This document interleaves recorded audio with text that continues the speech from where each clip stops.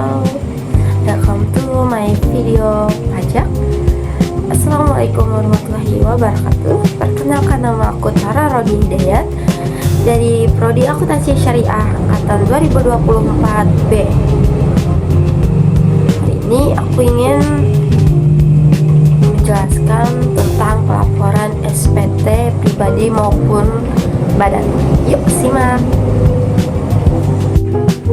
Setiap tahun, baik wajib pajak pribadi maupun wajib pajak badan diharuskan melaporkan pajak penghasilan ke dalam surat pemberitahuan tahunan SPT pajak. Pelaporan SPT itu sendiri memiliki batas waktu. Bagi wajib pajak orang pribadi, batas waktu pelaporan setiap tanggal 31 Maret di tahun selanjutnya. Sedangkan untuk wajib pajak badan setiap tanggal 30 April di tahun berikutnya. Lantas, bagaimana cara melaporannya? Formulir SPT tahunan wajib diisi dengan benar, lengkap, dan jelas dalam bahasa Indonesia dan satuan mata uang rupiah. Bagi wajib pajak badan diperbolehkan menggunakan bahasa Inggris dan mata uang dolar Amerika Serikat.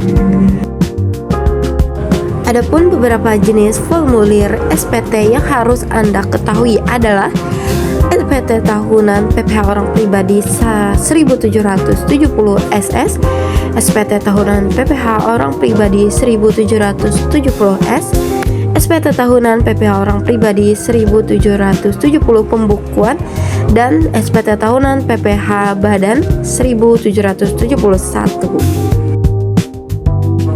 Bagi wajib pajak orang pribadi dapat menggunakan layanan e-filing dalam menyampaikan SPT tahunan. Sedangkan bagi SPT tahunan orang pribadi UMKM dapat menggunakan layanan e-form dari DJP. Layanan SPT bagi wajib pajak badan yang tersedia adalah e-SPT. Semua layanan ini dapat Anda akses melalui website DJP yang tertera. Semua layanan ini mulai tanggal 1 Januari 2025 sudah terintegrasi dengan layanan Coritex yang dapat Anda akses. Jenis formulir SPT tahunan orang pribadi dalam pelaporan SPT tahunan orang pribadi terbagi menjadi 3 formulir yang dalam bentuk pelaporannya memiliki ketentuan berbeda-beda. Yuk kita simak. Pertama, formulir 1770. Formulir ini digunakan oleh wajib pajak pribadi dengan status pemilik usaha atau pekerja yang memiliki keahlian, ketentuan, dan tidak memiliki ikatan kerja. Selain itu, formulir ini juga ditunjukkan kepada pribadi yang bekerja pada lebih dari satu perusahaan dengan PPh final.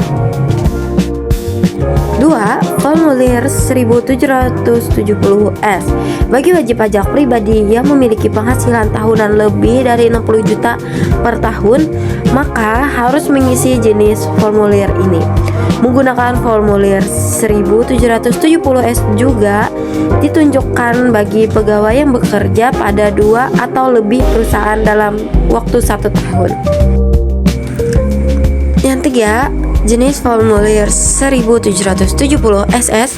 Jenis formulir ini ditunjukkan bagi wajib pajak pribadi dengan penghasilan tahunan kurang dari atau sama dengan 60 juta. Selanjutnya, jenis formulir SPT tahunan badan. Bagi wajib pajak badan, dokumen yang wajib diisi dan dilaporkan dikenal dengan nama formulir 1771. Formulir ini digunakan oleh wajib badan untuk melaporkan penghasilan biaya dan menghitung PPh terutang dalam jangka waktu 1 tahun pajak. Laporan pajak tahunan badan dan pribadi dapat Anda sampaikan kepada DJP dalam beberapa kanal. Tentu saja beberapa kanal yang bisa digunakan untuk lapor SPT merupakan kanal resmi dari DJP. Di antaranya adalah Kantor Pelayanan Pajak. Anda dapat mengunjungi KKP terdekat untuk menyampaikan SPT tahunan pribadi maupun badan. Seperti yang sudah dijelaskan di atas bahwa batas penyampaian SPT adalah tanggal 31 Maret untuk pribadi dan 30 April bagi wajib badan. Kantor kantor pos atau jasa ekspedisi lain, formulir SPT tahunan yang sudah diisi dengan benar dan lengkap selanjutnya dimasukkan ke dalam amplop bes coklat dan tertutup. Di bagian luarnya harus diberikan informasi lengkap tentang identitas, NPWP di jenis SPT, tahun pajak, dan nomor telepon serta tanda tangan Anda. Dan terakhir, di DJP Online. DJP menyediakan situs resmi yang dapat digunakan sebagai kanal laporan pajak tahunan. Situs ini dapat diakses kapan saja dan di mana saja selama terhubung pada internet. Cukup masuk pada website yang sudah disediakan. Pastikan Anda telah memiliki EFIN sebelum mengunjungi situs tersebut. EFIN dapat Anda miliki dengan mengunjungi KKP untuk melakukan permohonan. Dan juga Kortek DJP merupakan terobosan baru dari DJP untuk sistem perpajakan di Indonesia. Hal ini meliputi terintegrasinya semua tools DJP dalam satu website yaitu Kortex. Nah, cara pelaporan SPT tahunan setelah kita mengetahui jenis formulir dan kanal pelaporan, maka langkah selanjutnya yang harus Anda lakukan adalah memilih kanal mana yang akan Anda gunakan. Mengapa? Karena setiap kanal memiliki tata cara pelaporan yang berbeda. Namun, Anda tidak perlu merasa khawatir, dikarenakan walaupun tata cara pelaporannya berbeda, dokumen yang akan digunakan untuk pelaporan SPT tahunan tetaplah sama. Nah, itu aja cara pelaporan SPT pribadi maupun badan.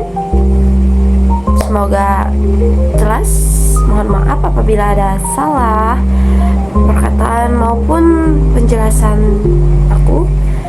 Assalamualaikum warahmatullahi wabarakatuh.